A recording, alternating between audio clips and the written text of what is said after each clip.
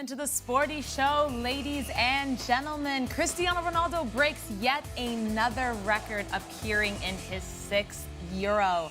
I am Sara, and it's a pleasure to be here. As always, make sure you follow us on social media, all of our socials, in fact, because we are on YouTube every single match day. But tomorrow, we are back live alongside Sporty Live, previewing Spain and Italy, as well as doing a post-match analysis. So make sure you check us out tomorrow.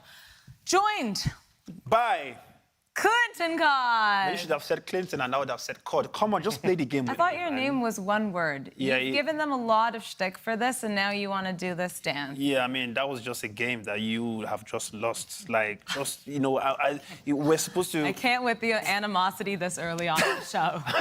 All right, yeah, ladies and gentlemen, as usual, it's your boy Klinton Cod. As you can see, I'm not wearing the usual shade that everyone's been talking to me about yesterday. You know what? Just forget it, man. Woof! Now the Clinton is back. The Clinton is back. Yeah, today we are going to be having a lot of fun. We're going to be speaking about Cristiano Ronaldo. What are we going to talk about his performance before we get into that? Please present the man himself. Alex!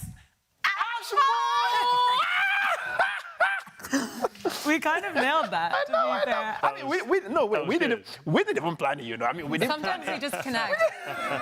It was in sync. I like it. Yeah, come on, man. That's what I expected with yesterday's lyrics. When we're going with it, I don't know what you had. Yeah. And you guys just sat there watching me. Yep.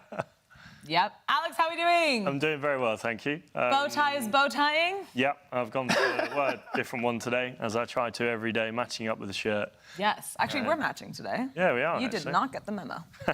Oh, damn, man. You guys planned it. Yeah. I knew you guys were up to something here. Like, whatever you guys are planning, whatever, I know I'm always the lone guy, but yo, whatever you guys do, I would always be the winner.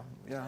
But Alex, why would you be wearing the blue and blue, though? Why are you not wearing the red or the pink? Well, you know, you're playing, you know, it's... Oh, right. I'm keeping it for special occasions, Come on, you know. keep up. England, that's when he I don't want to overuse the luck. Oh, I see. Okay, makes sense. Remember Gareth Southgate called him, it was a whole thing. Yeah, it has to be on the match day. I can't just wear it every day. Fair enough. No, I get that. All right, guys, on today's show, yes, we are talking Cristiano Ronaldo and Portugal, of course, and Arda Guler showing up for Turkey, as well as the big matches this evening. We got a lot of football to talk about. We have Germany and Hungary kicking off match day 2. We have Scotland and Switzerland. Let's see what the Scots can do. And finally, Albania and Croatia. We'll be getting into all of it.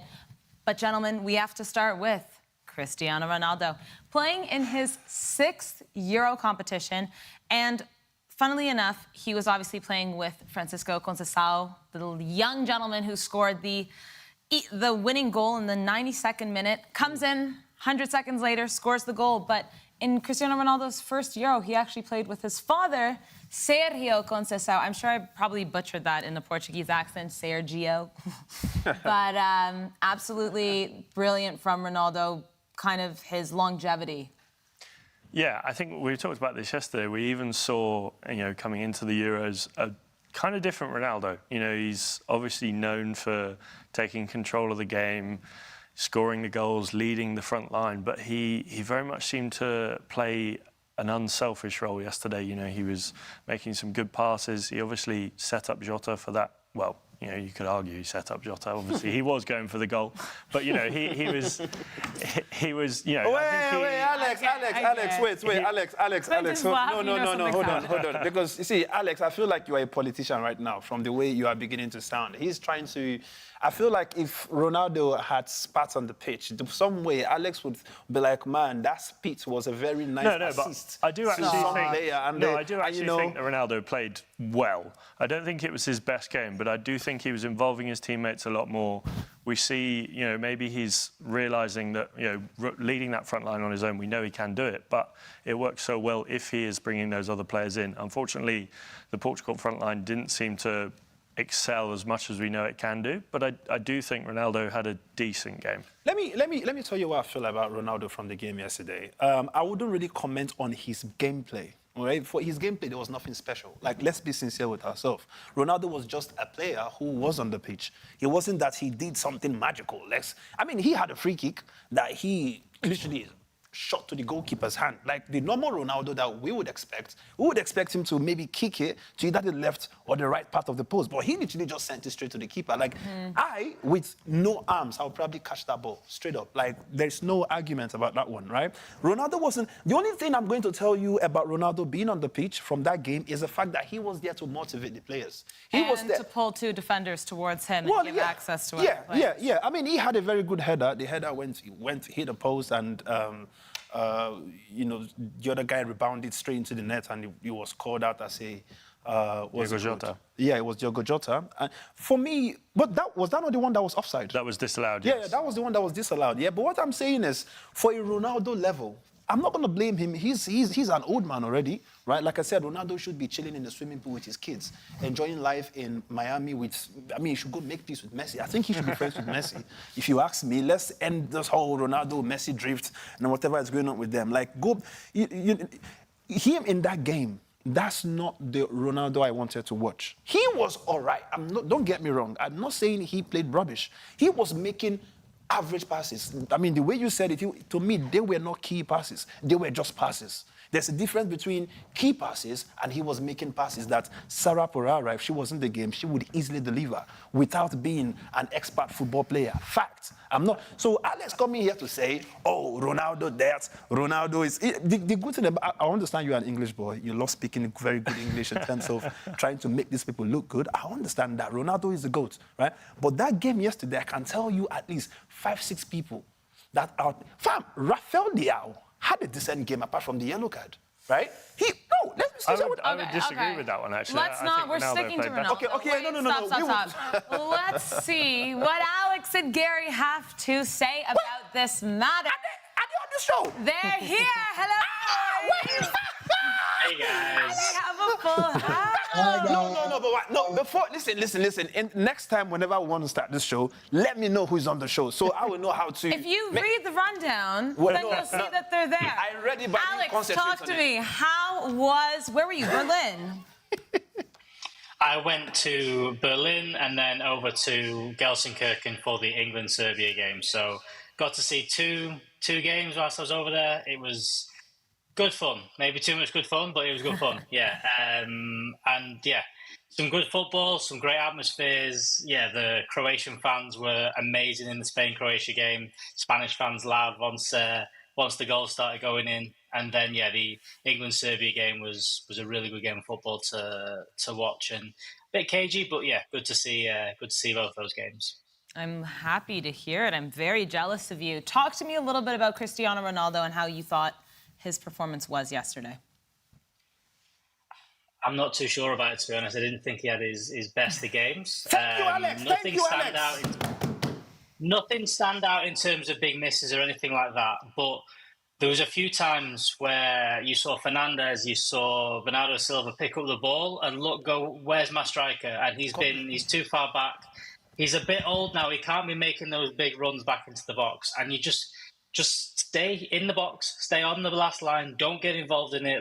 There's enough amazing players for Portugal to do it.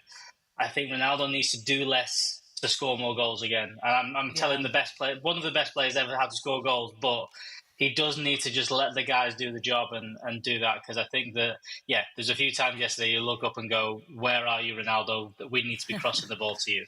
Gary, I see you nodding your head. Talk to me. I'd have to agree with the two Alexis, and also, if possible, agree with Klinton a bit, so I'll just take it. I thought Hi, Gary. Ronaldo's brief was to do more teamwork like many times, and yesterday showed that is what the team talk is about.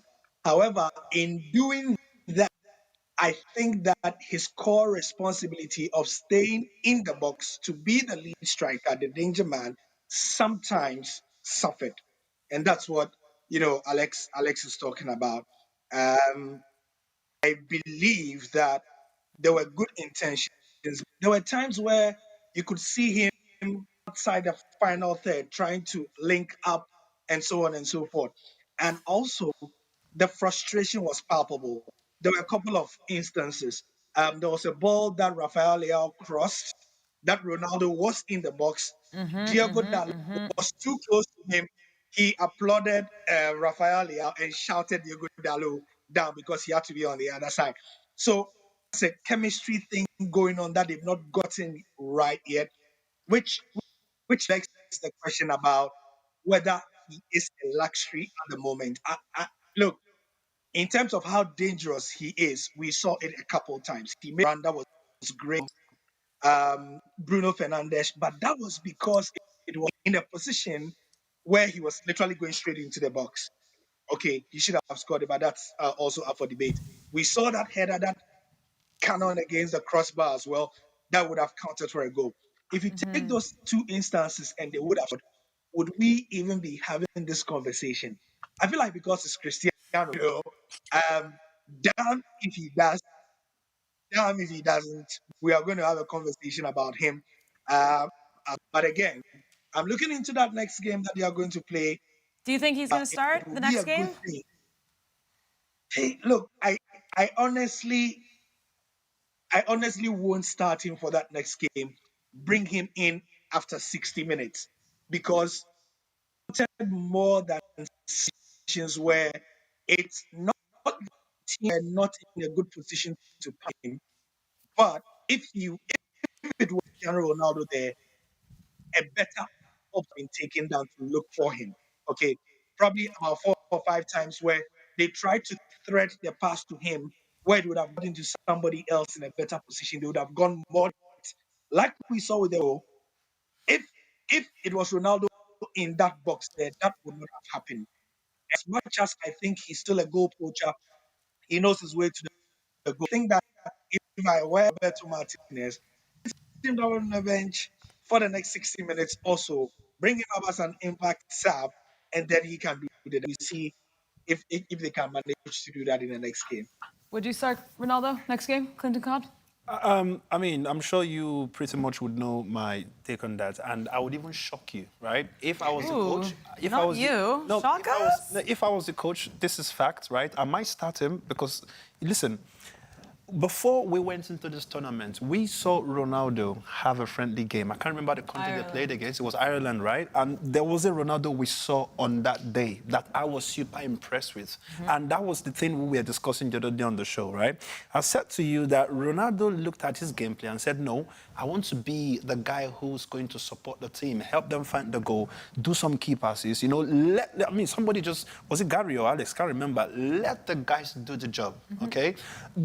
Ronaldo has nothing to prove at this point in his career. He's done everything. We saw glimpses of that yesterday, though, don't you think? No, yeah, like you said, glimpse. I'm not Ronaldo at this point. I don't want to see glimpse. I want to see real stuff. Does Even that at make the sense? age of 38? Yes, listen. Understand where I'm coming from.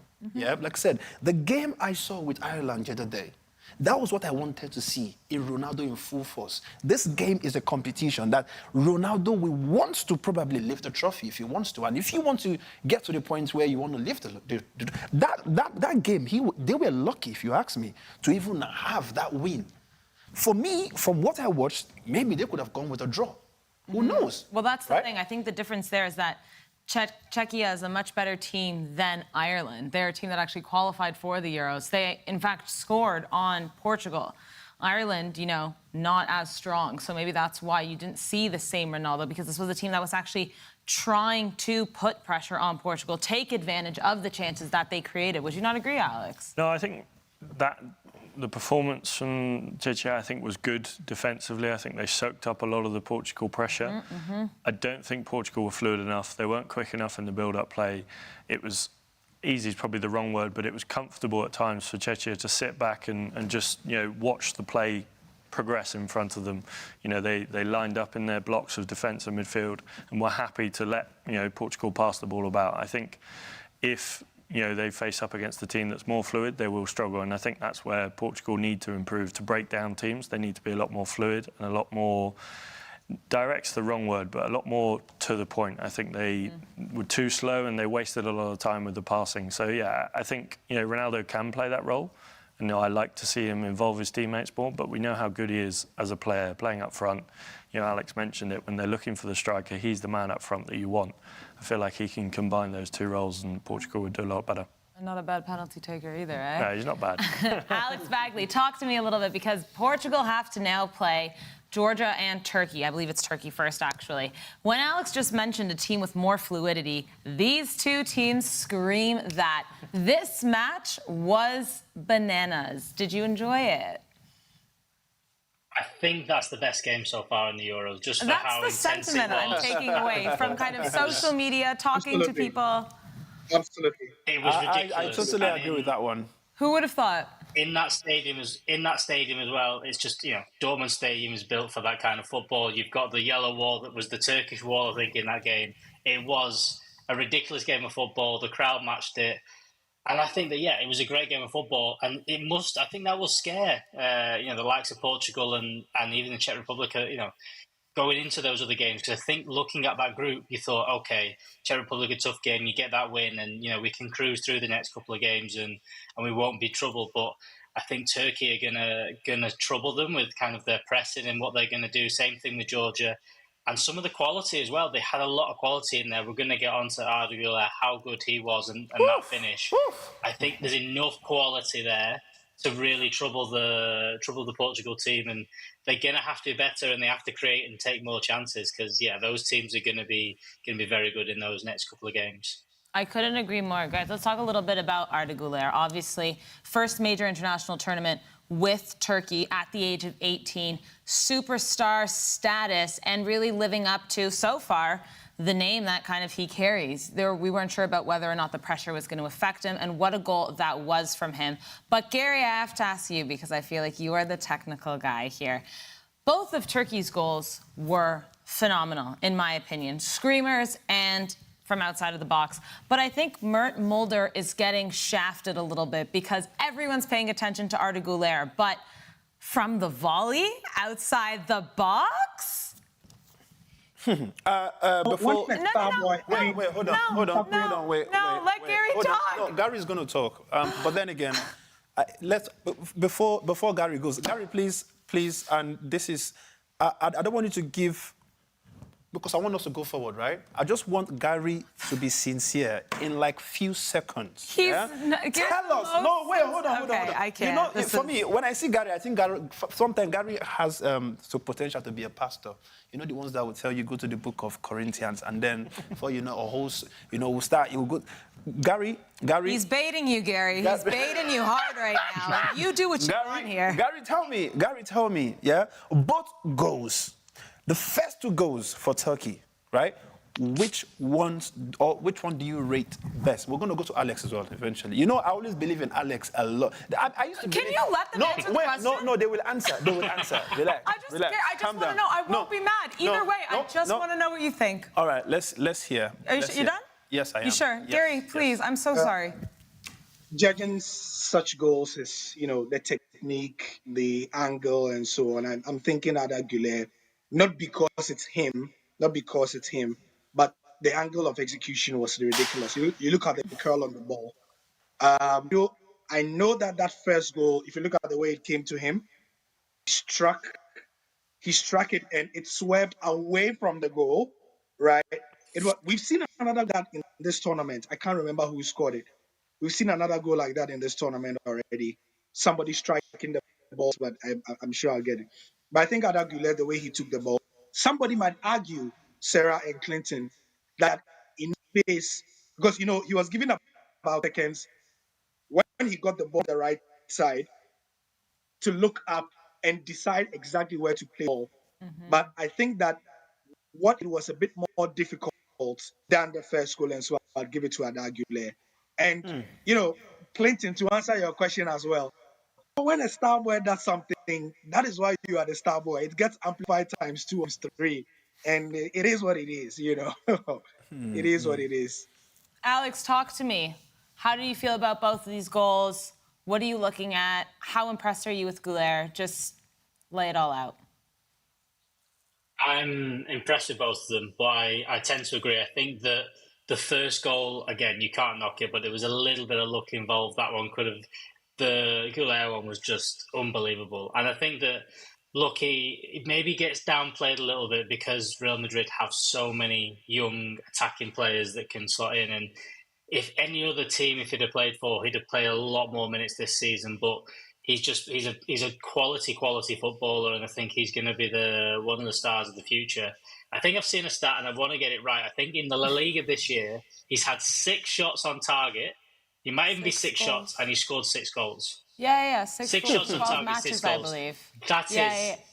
That is ridiculous. He's had 6 shots, and all of them have gone in. So he's perfect with that in that sense. But quality footballer, and I think he's going to be the star, one of the stars of the tournament. We've seen a lot of young players. We've seen Bellingham step up. We've seen Yamal step up. I think he's another one that's going to step up in this tournament and hopefully score a lot of goals. Alex Ashmore, I need to ask you, does he get into the starting lineup? This is a Real Madrid question, but really quickly, let's divert. Does he get into the starting lineup of Real Madrid this season? And if he does, who's swapping out? I don't think he gets in the starting 11 from the start. I think, when I think of a midfield, I'd probably go for Bellingham, Valverde, and then either Camavinga or Tchouaméni in that midfield 3. Has to be a do, I think. Yeah. I think if you wanted to include him, you'd maybe bring him in for either Fede Valverde or Tchouaméni or Camavinga. But I definitely see him playing a more important role next season. Kroos is retiring; he's not going to be there. Modric is getting older; he's not going to be playing as many minutes. And I know the plan is for eventually that. Hopefully, Guler would evolve into a sort of, I guess, a new Modric. In that way, he'll obviously be his own player. But I can see him definitely getting more minutes. But I don't think he'll be starting from the off. I swear, Klinton, when he just said Kroos is retiring, you let out like an exhale of, please don't. Right, something is going on the screen. These are the fans of Turkey. Incredible. Yeah, the Turkish fans, by the way, were unbelievable in this match. Alex, I was expecting Sara to ask you the same question she asked Alex. Oh, sorry. Do you know Alex. what? Because I knew your answer upstairs. Sorry. That's for sure my bad. Alex and I... Okay, go for it. You know what? This is Clinton's show. I forget. Yeah. I mean, obviously, you have a lot on your plate, and I understand if you would skip things here and there. But I really want to get Alex's... wait, when you shared the two, one is Alex Airpod and Alex Bowtie. Yeah, that's the one. Bowtie. Sorry, I just remembered now. Bowtie, tell me, those 2 goals you saw yesterday, one was a volley, the other one was a proper constructive. It was just done perfectly, right? If you were a player, Alex, which of those goals would you wish to score in your career as a player? I think I'm going to give you an answer that you're not going to like. I'm happy to get, because I mean, everything I get from you, I don't usually like, so I don't know why this is going to be any different. So yeah, go on. Clinton is coming with heat today. He wants to fight everyone. I'm ready for anybody today. Like, Sara, this negative energy is nuts. I think if you handed me the choice, which goal would I rather score? I think I would rather score the volley. Purely because, and I agree with Alex, there is an element of luck involved, but you look at Arda Guler's goal, it was fantastic. He had to get it round the defender, he had to find that top corner, obviously get it past the goalkeeper. It's an unbelievable strike. But in terms of, yes, the luck was involved in the first one, but to be able to execute something like that, to get it on target, to get it pinpoint exactly in that top corner, is just unbelievable. And I think, I do agree with the fact that maybe because Mulder doesn't play for a Real Madrid or a Barcelona or a big team, that maybe he's not getting that much attention compared to Arda Guler. I think both goals are fantastic. If I had to choose which one I'd rather score, it would be Mulder's goal. The volley is just unbelievable. Right. Alex, sorry, hold on. May I say as well? Okay, sorry, go on, Gary. When we were growing up, I doubt any of us would disagree with the fact that the goal we wanted to score when we were in the bathroom, we were all adults, was the first goal. There's no doubt about it. I think Arda would say the same. It's the volley you want to score. Yeah, Clinton, so you are right. It's the volley you want to score. Like, nobody thinks, I want to get the ball like Arda Guler and hit it. No, you want the ball to come and then... Yeah. Okay, that's scary. The celebration. That's what we all want to score. So, Clinton, you are right in that aspect. When you ask that question, that's the goal we want to score. Like, I don't think there's no. You know the funny thing, I'm happy that, earlier I called him a pastor and he's just giving me, because I have not even spoken about my goal just yet. So him knowing the goal I want to score already is to tell you that this man is hearing from God. He can read your mind. No, he read my mind, actually. The funny thing is, the fact that you said what you were going to say was probably I was not going to be happy with it. And I said, yes, I'm not usually happy with anything. But I also knew that you were going to also communicate my mind. Because the fact is, I totally agree with you. You spoke my mind. Now, which goal would I love to score? I would love to score the first goal. Yeah. Why? Because when you actually analyze both goals, one of them, you had time. I'm not, like you said, sounding like an Englishman as usual. Both goals are fantastic. Totally agreed, right? They are spectacular goals. Like, as a matter of fact, if Ronaldo had scored either of them goals, right, the media today, they would forget that there are matches today. At least people will continue watching highlights and they would speak about all these, the Ronaldo goal. They wouldn't even think about anything that has happened in the whole of these Euros. They would forget that Lionel Messi exists. They would forget that Suarez is in entire Miami enjoying his life with. They would just talk about the goal. But let's talk about these two goals in detail. I'm going to ask you to speed it up a bit, though, because we do have to move on. So try your best. All right. Okay, right, where do I start from now? Because you see, I was going to finish and then you just, scattered my, the reading. But anyways, let's talk about them two goals, right? One of the goals, Arda Guler won. He had time. The ball came, he went to the left. He thought about what he wanted to do. He thought about the shots, and then he took it somewhere. Now, he could have maybe played it up or something, but he was perfect. He scored the goal. He still had to execute it. Yeah, no. He still had to. I mean, yesterday, even Bernardo Silva had the same opportunity. In the Portugal game, right? He was in the same position Guler was. And where did Bernardo Silva has been playing for God knows how long? He's been playing for one of the best clubs in the world, Manchester City, right? And he was in the same position, exactly the same. I wouldn't see any difference, but where did he kick his ball to? He kicked it into a woman in the crowd, and I'm sure the ball hit the woman, and the woman is having to drink paracetamol because of the headache it's going to cause her at the end of the game. But Guler was able to execute that stuff. Now, the other goal, which I'm going for, right, it came from air. And at this point, you don't even have time to think about how you want to kick it.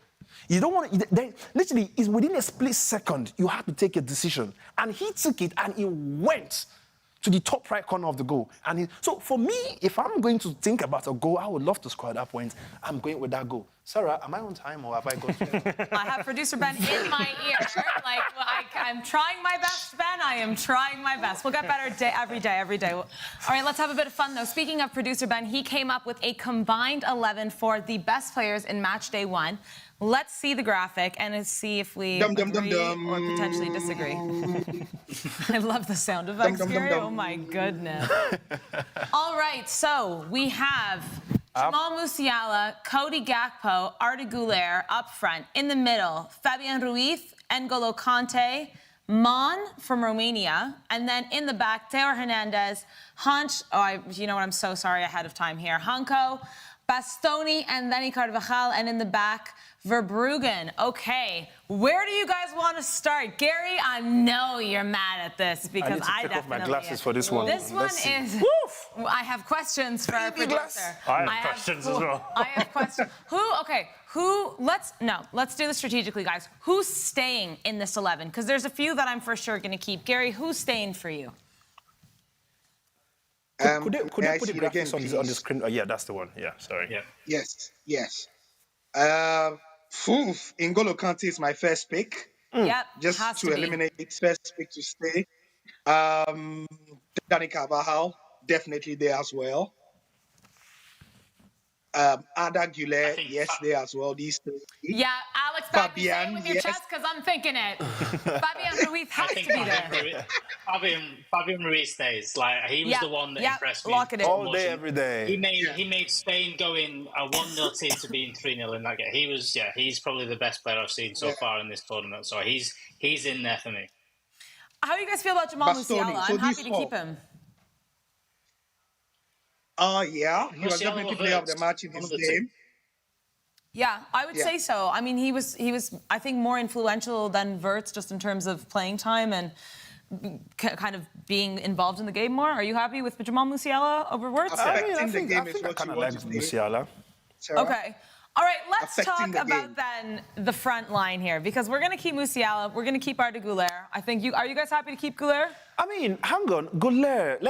I understand that he scored a very perfect goal, and you know we are still into the whole goal stuff. But do you not think that Saka deserves Absolutely. to be somewhere? I mean, I would imagine, because I know for some reason maybe England did not give us the kind of. I think to fit both of them in, I'd drop Arda Guler back into the midfield and put Saka out on the right. I don't think Dennis Mann should be in there. I obviously think he had a brilliant game. Dennis Mann, the Romanian. Oh, yes, Put yes. Jude Bellingham there. To be honest, as much as I really want to say it, I think Fabian Ruiz and Kante deserve a spot. Oh, they're in not. Sorry, I wasn't saying Bellingham over those two. They're not leaving. But They're not going anywhere. I think in terms of what Arda Guler did, I think he deserves a spot in that team, and I would put him in that midfield three with those two, and then potentially put Saka. If I was to put Saka in, I'd put him on the right.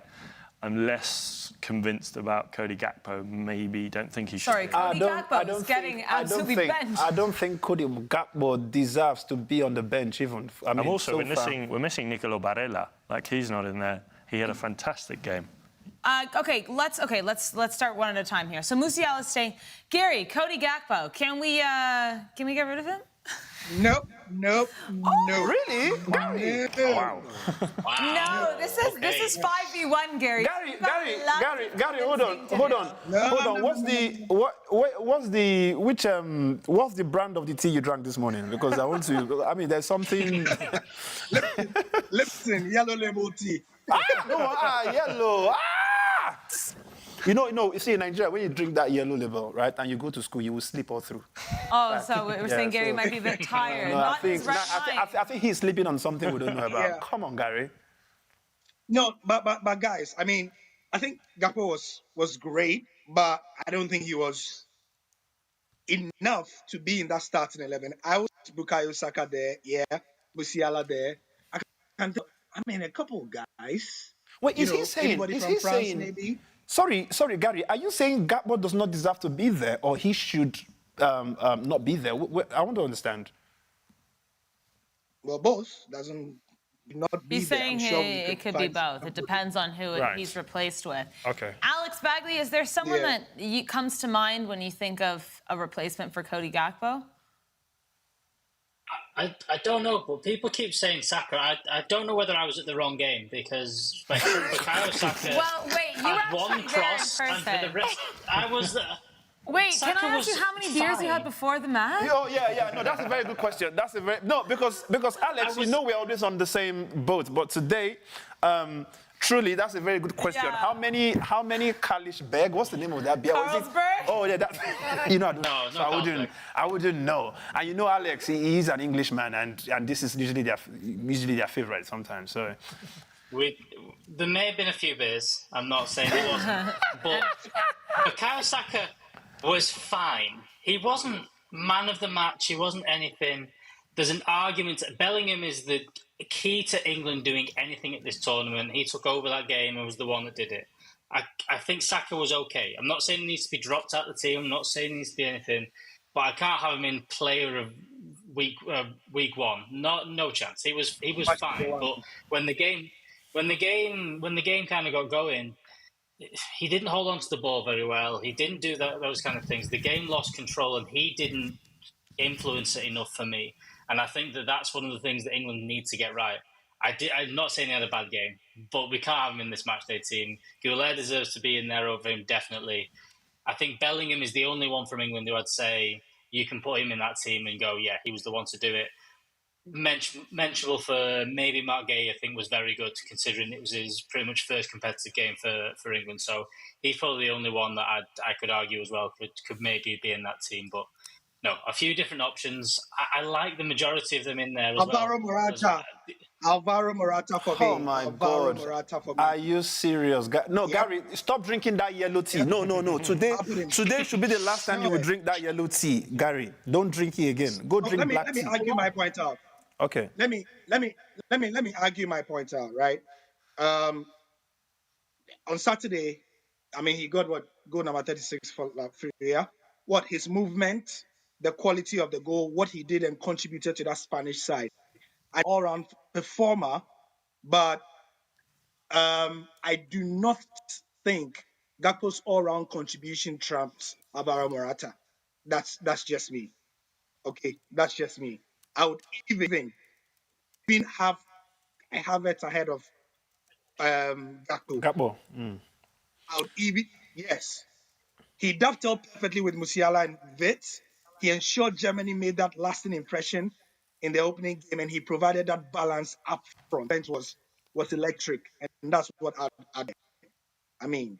So no Gakpo for me. He's my man. I think we all agree, no Gakpo. Okay, guys, we need to move along, so let's get this team going.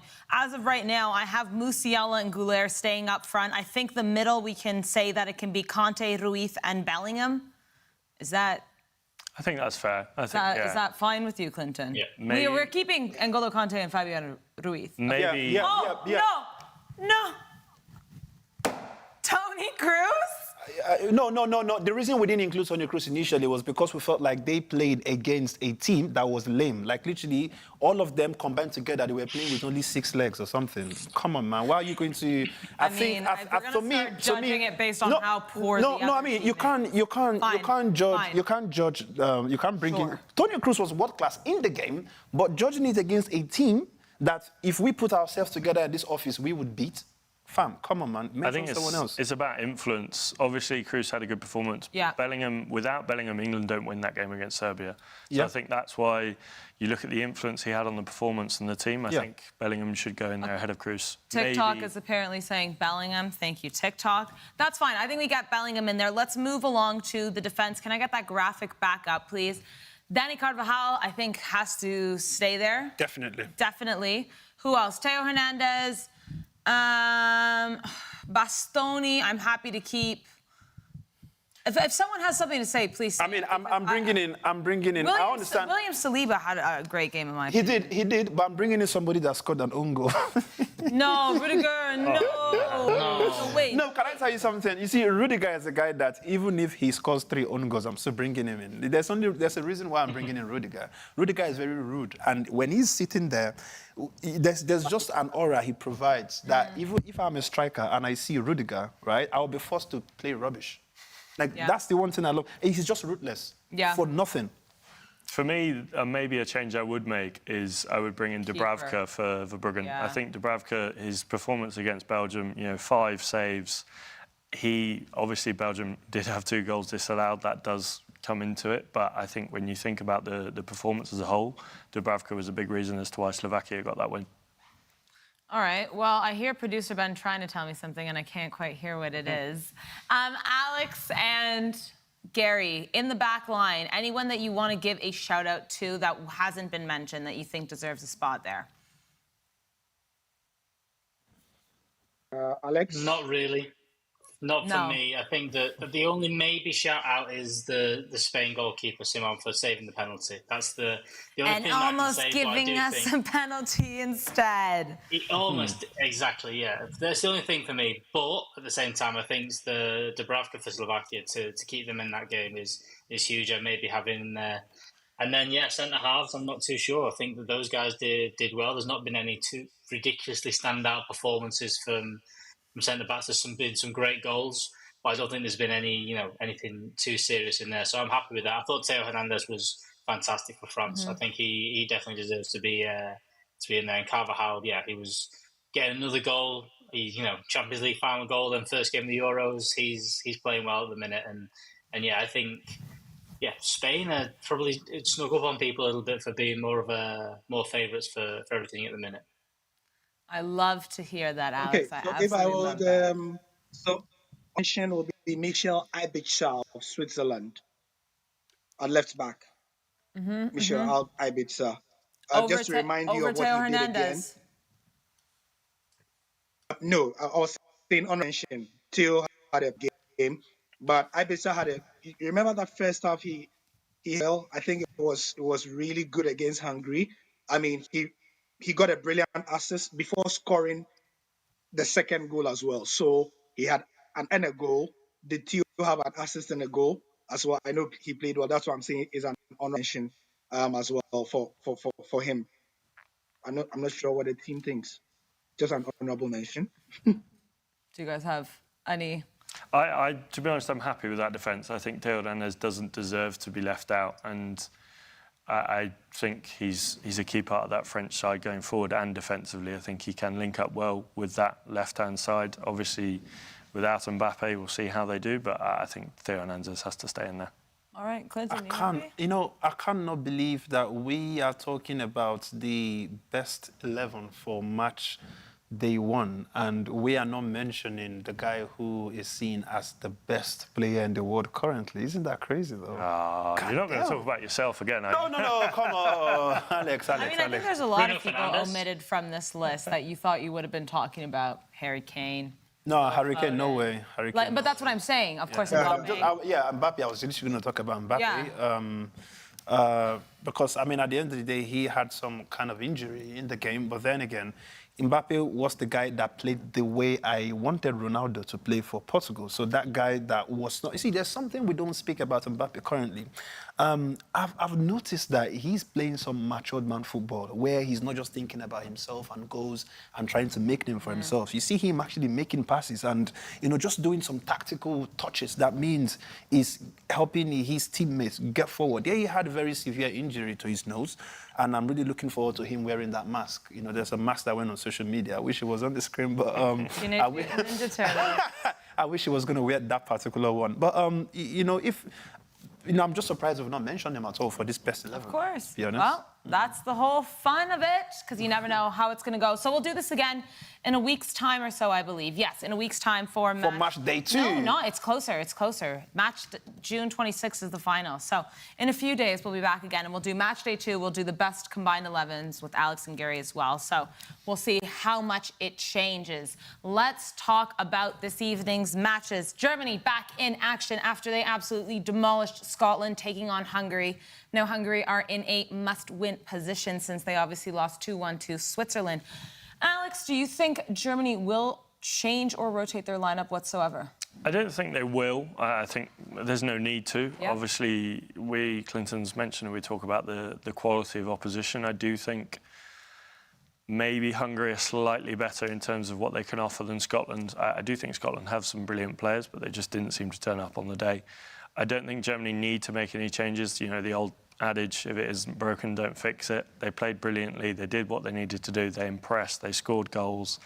I think they're unbeaten in 5. Maybe the bogey aspect of Hungary coming up against Germany. They're a bit of a bogey team. They took 4 points off them in the most recent Nations League. The last time these two teams faced at the Euros, it finished 2-2. So obviously, Hungary will be up for it. They know they need to get a result to keep in contention to qualify for the knockout stages. I think it will be tough for Germany, but I think they'll get the job done, and I don't see the need to make any changes now. In a sense as well, Gary, if Germany wins this match, they're through. So they're also coming into it thinking, we got to win. Let's keep it going. One win, and then we can, keep players maybe like Toni Kroos in the third match. If they get the win, maybe he doesn't play. Rest him. Absolutely. And I'm not changing anything if I'm Germany. The reasons are about 3 reasons. One, all the talk in this tournament means that they have to start settling on a starting 11 for now until later. So this is not the time to tinker anything. The first game, if I'm the German technical team, I'm thinking this was a bit too easy. Why don't I try another opposition to give more confidence to the starting 11? Then in the third game, people can start fighting for places. That's my thinking going into this. So I'm not changing in that starting 11 and see how the team fare. Simple as that. The only thing, maybe the worry for Germany is Andrich and Tah. If they do get booked today, they will miss that last game. So they might want to start them. Obviously not advocating for Nagelsmann to tell them to get booked, but they maybe don't want to risk putting them out of this game and playing them in the last group game, and then they miss the first stage of the knockout. I think they may want to play them in this game. If they get a booking, they miss the last game. They've already qualified if they get the win. So I think that's maybe the only thing they might look at changing. And then potentially Gundogan, who was on the end of that quite nasty tackle from Porteous. He is fit, but maybe they might want to just be a bit precautionary with him and give him a bit of a rest towards the beginning. I think if he's able to play, he's on the pitch 10 out of 10 times. He's so important for this team. Klinton, Hungary. Yeah, personally, I wouldn't change anything because, first of all, like I said, Scotland is not really a proper test for Germany. I would leave these players to, because I mean, imagine them changing players and then they meet. Let's imagine Hungary decides to turn up today, right? And they decide to say, no, we don't need Toni Kroos because we want to rest them, and then they end up losing the game because they feel like they are so good, and because they've beaten Scotland, who are lame. Right? What? Right. All right. You see. This is the second time in the show today. The first time I let it slide. Right. No, but personally, I would say no. Play the real team. Yeah. You're probably going to play a stronger game today, a stronger country today, and I think this game today would give them a more proper, insight of what the quality of their players are. So we wouldn't use Scotland as the measure to see how good they were, you know. Yeah. But yeah. Alex Bagley, let us talk about Scotland. Arguably, actually, you know what? I retract that. I think the poorest performing side we've seen in match day 1. Now, they obviously are in a situation where they need to win. They need to win. They're taking on Switzerland, who beat Hungary. And Switzerland, actually, it was you and I that kind of said, I'm not too sure. Yep. I'm still not too sure. But they definitely played better than what I expected of them. Definitely. And now, of course, they have to play Scotland. Alex, talk to me a little bit and what you think Scotland need to do in order to try and win this match. My Scottish heritage is hurting hearing all this kind of stuff. Wait, Alex has some Scottish heritage. I mean, they're I've all got a very... Scottish mother, so I'm half Scottish here, Clinton, yeah. But, Wait. So you're part of this failure we've been talking about, Alex? Oh, damn, man. Oh, man. I'm sorry, Alex. I'm sorry. Wait, but was Sorry, I Alex. wrong, though? Was I wrong? They were terrible. They were terrible in that first game. They didn't show up and they didn't do the things that they needed to do, which was just, they had to press, they had to work hard, they had to do those things. If you don't get that right against Germany, they're going to take you to pieces because they're going to be better than you. I think, to be honest, for Scotland, I think they just need to try and get points on the board right now. I think we're giving maybe Hungary too much credit because I think they got outplayed by Switzerland. Too much reliance on Szoboszlai. They aren't that good. I think if Scotland get a point today, I think they'll fancy to beat Hungary in the last game to kind of thing. I think the worst thing they can do today is lose to Switzerland. I think stay in the game as long as possible. Kind of go in with the same game plan as against Germany, which is defend, try and get a result. If you can nick a goal, amazing. And then I think you can have a good go at Hungary in the last game because I don't think they're anything special. I think that obviously a bogey team for Germany, but I think the Scots just need to put a bit of performance in. It's tough for them. It's tough for them because their best players are left backs, and that is a tough. They can't really influence the game. But you need to get more from John McGinn. You need to get more from Scott McTominay. You need to do the things you're good at. Put some crosses in, get some headers on there, and actually challenge the teams. And don't let them just play around you like the way Germany did. But again, Germany are very good. I think that's the main thing to take away from that first game is Germany are very good, and I think that they can they'll cruise through this group. But Scotland need to get something out of this game to try and stay in the group. Yeah, I mean, Alex, you I feel like you've given some love to Scotland on the show and off air.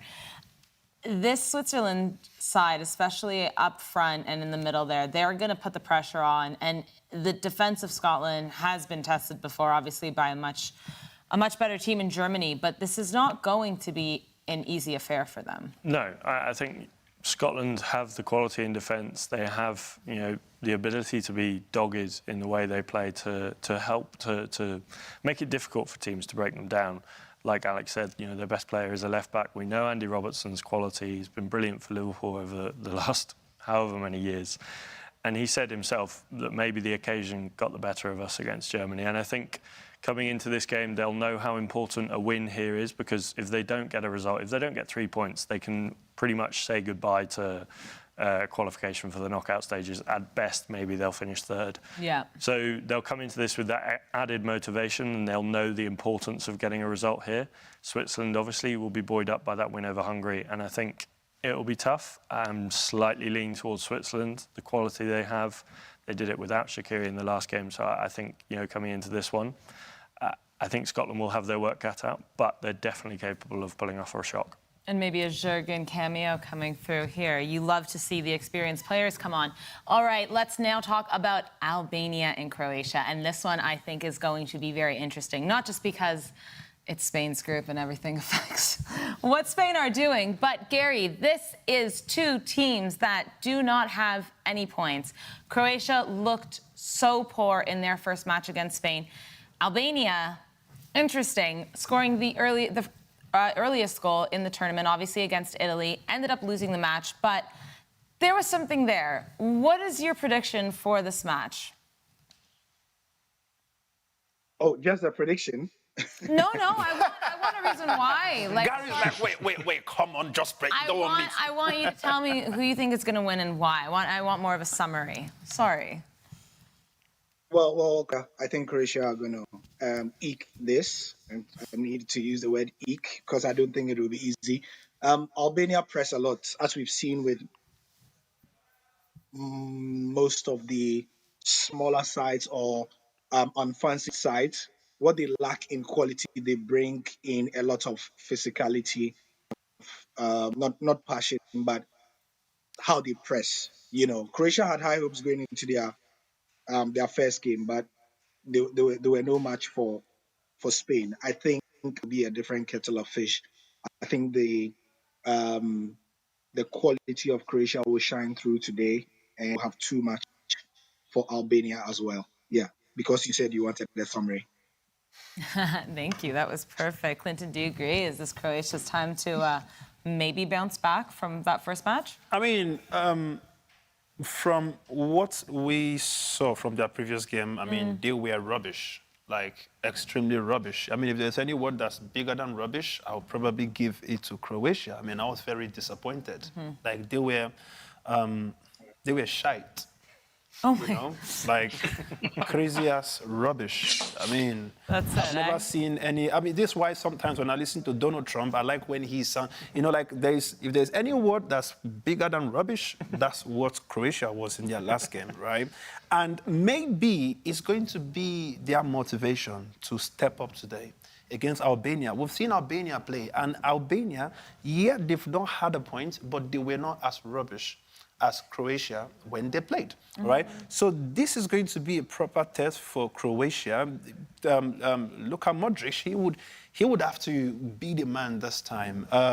What's there? Kovacic. Like, these are people who have experience, who would have to go back to the drawing board and say, no, this is Albania. Maybe we lost our game to Spain because it was Spain, okay? We'll give them the credit. Obviously, you look them on paper, Spain was more of a better team than them, and we would expect Spain to win on a good day, right? But this time around, we would expect Croatia to bury this game. Like we've seen Albania, they have proper press. These guys are going like, you know, they are capable of winning Croatia, but this is the time Croatia must step up. And I'm hoping for the love I have for a legend like Modric, I'm hoping he wins, okay? Because I wouldn't want a situation where he's going back to Madrid. Obviously, he has an extra 1 year. Yeah. You know, I don't know if he's just got a new 1 year extended or he's got 1 year left. I don't know which one. Just it is. a year extension. Right. Okay. And so obviously he wants to go back, knowing that they still put up a very good fight. It's going to be too early for Croatia or Luka Modric in particular to say I didn't even go anywhere close to maybe a round of 16 or quarterfinals or whatever. So, yeah, I'm rooting for Croatia today, and hopefully they go with the win. Well, let's see. Match day Guys, 2. Oh. So, one more comment, sorry. A quote from Luka Modric. When he was asked, he didn't say anything, but he said, we need to be much better, especially energy-wise. We run out of steam. And I think that says it all about Croatia. I think they did themselves enough. And if Albania are going to take anything from this, it will be because of energy, not the skill. Sorry. No, don't be. I completely agree. They're definitely one of the older teams, so that showed in the first match. Let's see how they do in the second match. But let's get to our predictions for our match of the day, which is Germany and Hungary. We always give you guys our predictions, so let's see what we've got today. If we can get that graphic, please. All right, I'm going with a 3. You know what? I really need to stop doing clean sheets. Obviously, like, it hasn't been going well. Mind you, that being said, I think I'm doing better than you two at the table anyways. But I can't... Is this... Wow. You were supposed to wait until we announced it. Happy birthday, Alex.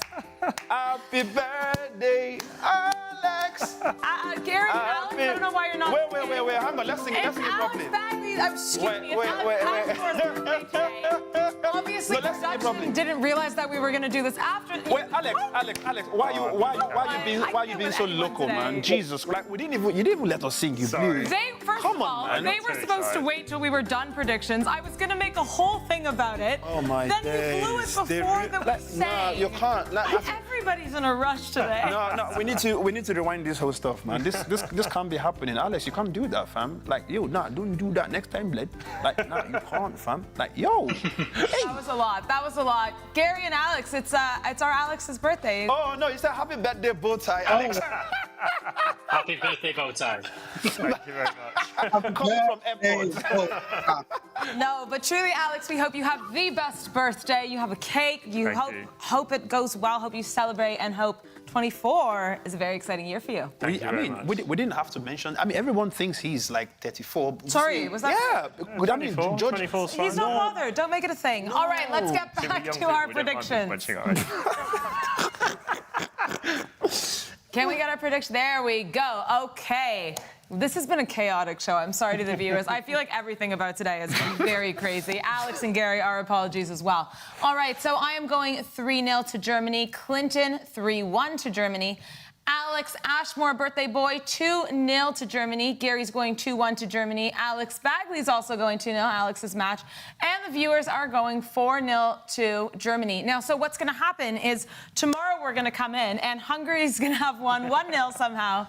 No, this is all, we are all very comfortably favoring the German side. We need this one, Clinton. Yeah, you guys need this one. 100%. I mean, Yes. hopefully it comes.